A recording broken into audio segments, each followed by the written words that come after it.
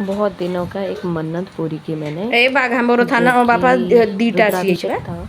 मैंने सालों पहले इस बात का मन्नत मांगी थी, तो अभी मैंने उसको खत्म की। ये रहा मेरा प्रीवियस डे का सारे अरेंजमेंट और ये संकल्प जो करते हैं। इसका वीडियो मैं नहीं ले पाई क्योंकि मैं खुद ही पूजा में बैठी हुई थी और जलाभिषेक के लिए कार्य चल रहा था और जलाभिषेक स्तोत्रम के साथ ही चल रहा था। हम लोग वैष्णव है, इसलिए हम लोग बिना किसी की पूजा की अनुमति लिए कोई भी पूजा नहीं करते। हरि और हर एक साथ ही रहते हैं, बिना हरि के हर भी नहीं करते हैं। तो ये है मंदिर हमारे गांव का, मेरे जन्म पर जाते हैं और ये पूरा दिन भर का पूजा होता है। 9 बजे शुरू हुआ था, 9:30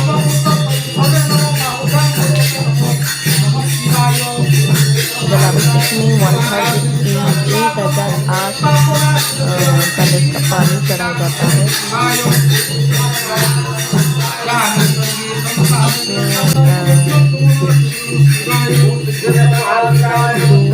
और गंगा जल, हनी भी याद करते हैं और ये काम 10 राउंड में खत्म होता है।